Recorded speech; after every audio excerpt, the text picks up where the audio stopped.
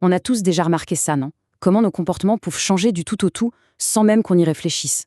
Entre une discussion entre amis et une réunion de travail, on navigue constamment à travers des règles invisibles. Aujourd'hui, on va décoder ensemble ce schéma, cette carte de nos interactions sociales. C'est la grande question. Pourquoi est-ce qu'on change comme ça de personnage social? Eh bien la réponse, elle est à la fois simple et super profonde. Elle se cache dans un concept qui régit nos vies sans qu'on s'en rende compte, les groupes. Comprendre comment ils fonctionnent, c'est vraiment commencer à se comprendre soi-même. Alors, première étape de notre petite exploration, les groupes. Qu'est-ce qui fait qu'une poignée de personnes devient soudain une force, quelque chose qui influence nos décisions, nos émotions? C'est ce qu'on va voir tout de suite. On pourrait croire qu'un groupe, c'est juste des gens au même endroit, mais en fait, c'est bien plus subtil. Pensez à une équipe de foot, par exemple. Ce ne sont pas juste des joueurs sur un terrain. Non, ce qui les transforme en groupe, c'est l'interaction constante entre eux et surtout, ce but commun, gagner le match. Sans ça, ce ne serait qu'une foule. Et ces groupes, en fait, ils ont 3 missions essentielles, qui marchent ensemble. Reprenons notre équipe de foot. La production, eh bien, c'est de marquer des buts, de gagner. La régulation, ce sont les règles de l'arbitre, bien sûr, mais aussi le fair play, le respect entre coéquipiers. Et la facilitation, c'est le soutien dans le vestiaire, l'encouragement qui pousse à aller plus loin. Si une de ces 3 fonctions lâche, le groupe entier peut s'effondrer. Ce qui est dingue, c'est qu'on jongle avec tous ces groupes chaque jour, parfois en l'espace de quelques heures. On quitte le groupe primaire de la famille le matin, on rejoint le groupe formel de l'équipe au bureau, et puis on retrouve le groupe informel des amis à la pause DG. Notre identité, au fond, c'est un peu un puzzle fait de toutes ces appartenances. Bon, maintenant, passons à une distinction qui est vraiment essentielle pour comprendre nos comportements. La différence entre les groupes où l'on est et ceux où l'on rêve d'être. C'est une nuance fine, mais elle change tout.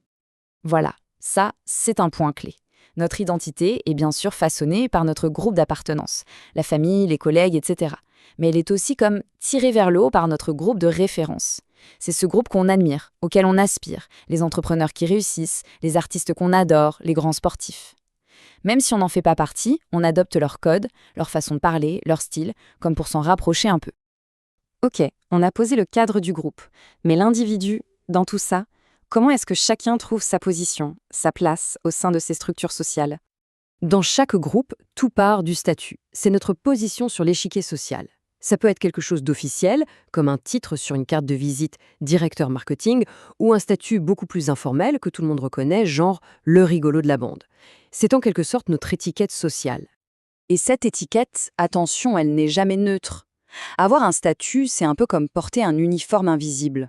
Les autres membres du groupe s'attendent à ce qu'on se comporte d'une certaine manière, qu'on parle d'une certaine façon. Il y a une sorte de pression silencieuse qui s'exerce sur nous. Et c'est là, précisément, que le concept de rôle entre en jeu. Si le statut, c'est le titre sur la porte, le rôle, c'est la fiche de poste détaillée qui va avec. C'est le scénario que la société attend qu'on joue. Par exemple, le statut de parent implique le rôle de protecteur et d'éducateur. L'un ne va pas sans l'autre. Mais bon, avoir un statut et jouer un rôle, ça ne suffit pas. Pour que notre place soit vraiment réelle, il manque un dernier ingrédient, et c'est peut-être le plus important, la validation des autres. C'est cette reconnaissance par le groupe qui est la dernière pièce du puzzle. L'identité sociale.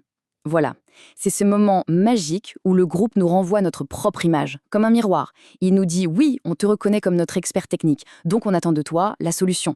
C'est cette confirmation par tout le monde qui ancre vraiment notre place et qui solidifie la structure du groupe. Tout ça, les groupes, les statuts, les rôles, ne tient que par une seule et unique chose, la communication. C'est le ciment invisible qui lie toutes ces briques entre elles. Alors voyons comment ça marche, pour de vrai. La définition de base a l'air super simple, presque un jeu d'enfant, un simple échange d'infos. Mais bon, si c'était si facile, il n'y aurait jamais de malentendus, de disputes ou de quiproquos. La réalité, on va le voir, c'est une danse beaucoup plus complexe. Ça, c'est le schéma classique que tout le monde connaît. Un émetteur a une idée, un message la transporte, un récepteur la décode. Simple, logique, propre. Sur le papier, la communication, ça devrait être une ligne droite parfaite. Le problème, c'est qu'on ne vit pas sur du papier. Et c'est là que tout se complique. Le message, ce n'est pas juste les mots. Imaginez quelqu'un qui dit « Je suis super content d'être là », mais avec les bras croisés et en regardant par terre. Le message verbal est positif, mais le non-verbal hurle tout le contraire. Le ton, le rythme, les gestes, c'est souvent là que se cache le vrai message. Ensuite, ce message, avec tous ses niveaux, il passe par un canal. Annoncer une mauvaise nouvelle par SMS, ça n'aura jamais le même impact qu'en face à face. Le choix du canal, un email, un appel, une discussion, ce n'est pas juste un détail technique, ça fait partie intégrante du message. Donc, notre belle ligne droite du début est déjà devenue un énorme faisceau de signaux complexes. Et ce n'est pas fini, parce que la communication, ça n'arrive jamais dans une bulle. Il y a toujours deux éléments du monde réel qui viennent tout perturber ou tout colorer. Ces deux-là, ils changent tout. Le bruit, ça peut être un marteau-piqueur dans la rue, mais ça peut aussi être un de nos préjugés qui nous empêche d'entendre ce que l'autre dit vraiment. Et le contexte, c'est la clé. La même blague peut être tordante dans un café entre potes et créer un malaise total dans une réunion de direction. L'environnement façonne l'échange. Et pour finir, la communication, ce n'est pas une flèche à sens unique. La réaction de la personne en face, un hochement de tête, une question, même un silence, c'est une rétroaction, un feedback, qui va influencer à son tour la personne qui parlait. C'est une boucle, un ping-pong permanent. Bon, résumons un peu tout ça. En assemblant toutes ces pièces du puzzle, on obtient une vision d'ensemble assez claire de la mécanique sociale qui nous anime tous les jours. Donc voilà, les 3 piliers. Nos interactions sont guidées par les groupes auxquels on appartient ou ceux auxquels on aspire. Dans ces groupes, on occupe une place bien définie par notre statut et notre rôle, et c'est ça qui forme notre identité sociale. Et tout ce système finalement ne tient que grâce au flux constant et complexe de la communication. La prochaine fois, que ce soit en réunion, en famille, entre amis, ce sera intéressant d'observer ce schéma en pleine action. Tiens, quelle place occupe chacun? Quel est le vrai message qui passe au-delà des mots?